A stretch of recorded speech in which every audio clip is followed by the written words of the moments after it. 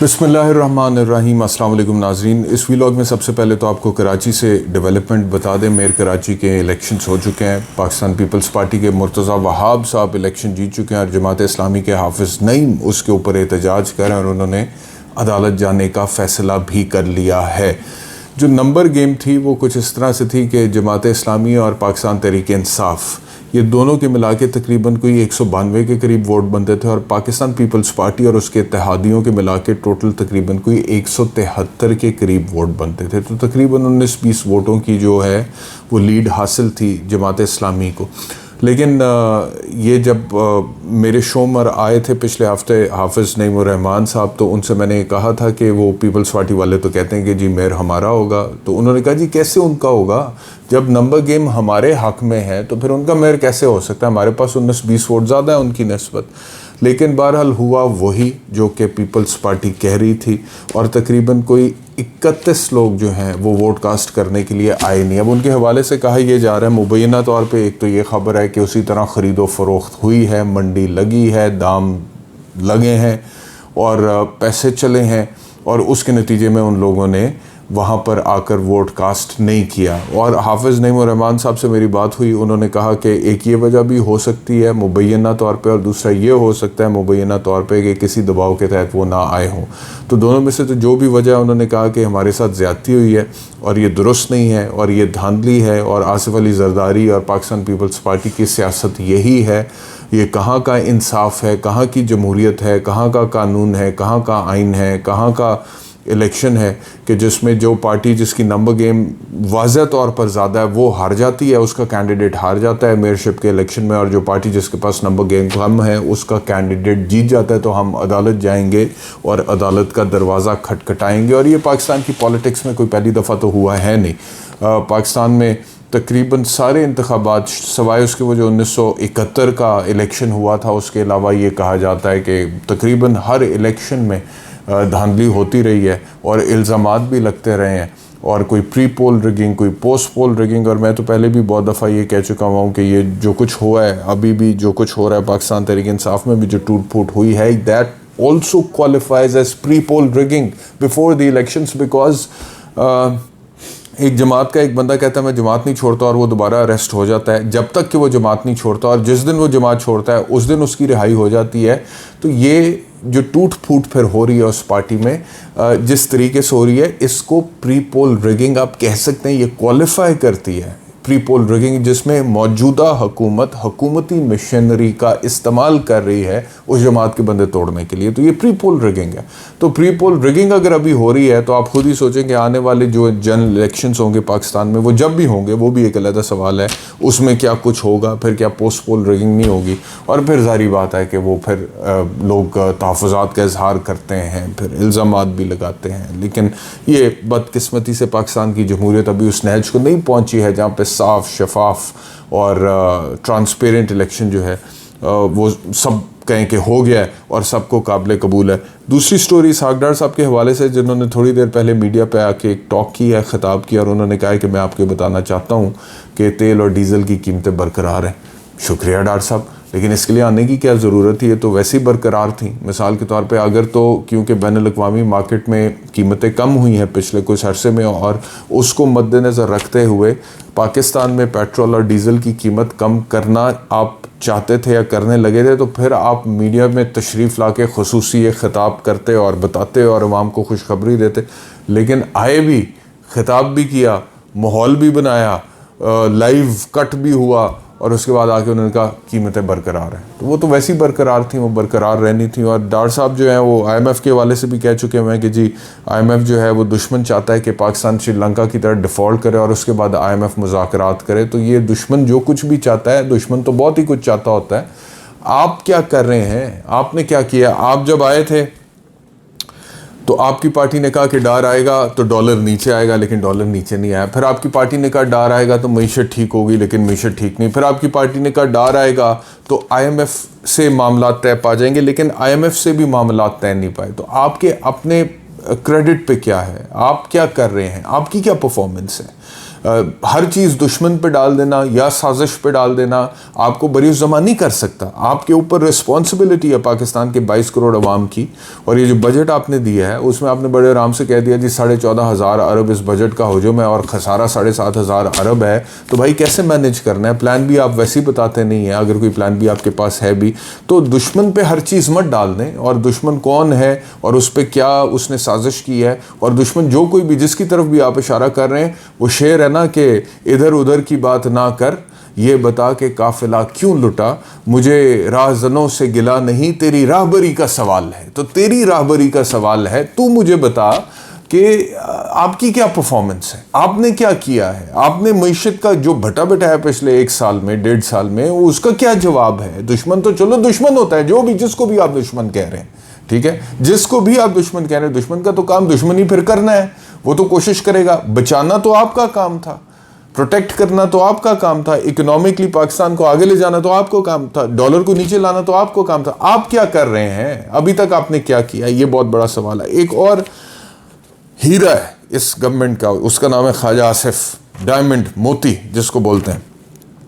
ان کا ایک سٹیٹمنٹ جس میں بات کرنا چاہتا تھا، انہوں نے مطلب کہ ہر بندہ ایک الگ ہی لیول پہ آ کے گفتگو کرتا ہے نا اس حکومت کا. انہوں نے کہا ہم میں جرت ہے جتنے لوگ یہاں بیٹھے ہیں کہ ہم اپنی تنخواہیں جو 1,68,000 ہے اسے 2-2.5 لاکھ کر سکیں. 7 والا ادارہ یعنی کہ سپریم کورٹ 16 لاکھ تنخواہ لیتے ہیں، چوتھا حصہ ہی ہمیں دے دیں. لو جی، جو اٹھتا ہے ہم پر تنقید کرتا ہے ہم برداشت کرتے ہیں. خود اتنے نازک مزاج ہیں کہ 2-3 وزیر اعظم کھا گئے ہیں، ڈکار تک نہیں لیتے ہیں، کسی نے معذرت تک نہیں کیا. اچھا، اب یہ خواجہ آصف صاحب کا جو پہلی بات ہے نا جس میں انہوں نے اعتراض اٹھا دیا ججوں کی تنخواہوں پہ، سپریم کورٹ کے چیف جسٹس صاحب کی 16 لاکھ روپیہ تنخواہ ہے، تو جی انہوں نے اعتراض اٹھا دیا کہ چوتھا حصہ ہی ہمیں دے دیں. بھئی آپ کو کتنا حصہ چاہیے، کتنا حصہ کس سے چاہیے؟ آپ ایک دفعہ اپنا مائنڈ میک اپ کر لیں، اس کے بعد وہ اپنی ڈیمانڈ سامنے رکھ دیں. اس کے بعد پھر شاید کچھ لوگ جو ہیں وہ کہیں جی کہ ٹھیک ہے ابھی اتنا حصہ اگر اور مل جائے تو پھر معاملات ٹھیک ہو جائیں گے، پھر دوبارہ آپ کی طرف سے کوئی ڈیمانڈ. مطلب کہ فار گاڈ سیک آپ کی اپنی جو تنخواہ آپ کہتے ہیں 1,68,000 ہے، اگر آپ کو پسند نہیں ہے، ایک تو ویسے لیجسلیشن کرنا آج کل تو آپ کے بائیں ہاتھ کا کام ہے، ایسے ٹھک ٹھک ٹھک آپ لیجسلیشن کرتے ہیں، کیونکہ دوسری طرف راجہ ریاست بیٹھے ہوئے لیڈر آف دی اپوزیشن جو شاہ کے زیادہ وفادار ہیں، شاہ سے زیادہ، یعنی کہ حکومت میں بیٹھے ہوئے لوگ اتنا شہباز شریف کو سپورٹ نہیں کرتے جتنا لیڈر آف دی اپوزیشن کرتے ہیں. تو ایک لیجسلیشن کھڑکا دیں. 1,68,000 روپے تنخواہ سے اگر آپ کا گزارا نہیں ہو رہا بھائی تو اس کو آپ آگے لے جائیں، آپ 16 لاکھ پہ لے جائیں. چلے میں کہتا ہوں آپ 16 لاکھ پہ لے جائیں، لیجسلیشن کریں، اس کو 16 لاکھ پہ لے جائیں. لیکن پھر 16 لاکھ اگر اپنی تنخواہ کر رہے ہیں نا تو پاکستان کے جو 22 کروڑ عوام ہے اس میں جو مڈل کلاس اور لو مڈل کلاس اور جو ورکنگ کلاس ہے ان کے جو بیسک نیسیسٹیز اور فنڈامنٹل رائٹس ہیں اور ان کا جو حق ہے جو ریاست نے دے رہا ہے، روٹی، کپڑا، مکان، تعلیم، صحت، انصاف، اس کو بھی انشور کریں. اس کی آپ بات نہیں کر رہے جو آپ کی ڈیوٹی ہے. اور پھر یہ 1,68,000 سے تو آپ کی تو سر داڑھ بھی نہیں گیلی ہوتی ہے نا. اس کیا ہے اس کی کیا آپ کے لیے حیثیت ہے جو آپ کو اتنی تکلیف ہو رہی ہے؟ ادروائز آپ کے احساسیں ماشاءاللہ میں کیا بتاؤں، آپ کو پتہ ہی ہے آپ کی کیا احساسیں ہوں گے. اور پھر اگر اتنی بری نوکری ہے کہ 1,68,000 ہے اور پارلیمنٹ میں جا کے بیٹھنا، دیکھنا کتنا ظلم ہے کہ پارلیمنٹ میں جا کے بیٹھنا بھی ہے، ڈیفنس منسٹری کو بھی ہینڈل کرنا ہے، پریس کانفرنسز بھی کرنی ہے اور سیاست بھی کرنی ہے اور ٹائم بھی دینا ہے اور حلقے کے عوام میں بھی جانا. کتنی بری نوکری ہے اور تنخواہ کتنی مل رہی ہے؟ 1,68,000 روپے. تو لات ماریں ایسی نوکری کو، کیوں کر رہے ہیں؟ 91 92 سے تو آپ پارلیمنٹ میں چلے آ رہے ہیں. اتنی بری نوکری ہے تو چھوڑ دیں نا، کیوں رکھی ہوئی ہے؟ یہ تو نوکری بہت بری ہے، اس میں تو تنخواہ ہی بہت کم ہے، تو کیوں رکھی ہے بھائی؟ چھوڑے نا، ریزائن کریں نا، کوئی بہتر نوکری کریں نا جس میں پیسے اچھے مل جائیں. تو یہ باتیں جو ہے نا ان سے اب عوام بے وقوف نہیں بنتے. دوسری جہاں تک ججز کی بات ہے نا، as a lawyer let me tell you کہ پوری دنیا میں یہ جج صاحبان کی جو تنخواہیں ہوتی ہیں، اور سپیریئر جوڈیشری کی تو ٹھیک ہے تنخواہیں، سپریم کورٹ کے جج کی، ہائی کورٹ کے جج کی، میں آتا ہوں ابھی سبارڈینیٹ جوڈیشری پہ. تو پوری دنیا میں جو ججوں کی تنخواہیں ہوتی ہیں نا ان کو ایک خاص پیڈیسٹل پہ ان کو پے کیا جاتا ہے. کیونکہ جج کو سب سے پہلے آپ نے اکنامک پراسپیرٹی اور پروٹیکشن اور سیکیورٹی دینی ہے، کیونکہ ایک جج کے سامنے ہر طرح کا کیس آتا ہے، بزنس ٹائکون کا، بیوروکریٹ کا، امیر آدمی کا، طاقتور آدمی کا، تاکہ جج مروب نہ ہو سکے، تاکہ جج مروب نہ ہو. تو اگر اس کو تنخواہی آپ اس طرح سے دیں گے جیسے ہماری سبارڈینیٹ جوڈیشری کی حالت ہوتی ہے. میں آپ کو بتاؤں کئی دفعہ ایسا ہوتا ہے کہ جو وکیل پیش ہو ہوتے ہیں نا سبارڈینیٹ جوڈیشری میں ایک سٹے آرگیو کرنے کے لیے کسی بڑے کمرشل ڈسپیوٹ میں، اس ایک دن میں ان وکلا کی ایک دن کی فیس جج صاحب کی کئی مہینوں کی تنخواہ سے زیادہ ہوتی. اور انصاف کس نے کرنا ہے؟ جج صاحب نے کرنا ہے. اور جج صاحب کے گھر کے خرچے پورے نہیں ہو رہے ہوتے سبارڈینیٹ جوڈیشری میں آپ کو بتا رہا ہوں. ان کو فکر ہوتا ہے کہ میں نے اپنے بچوں کو اچھے اسکول میں، پرائیویٹ اسکول میں کیسے پڑھانا ہے.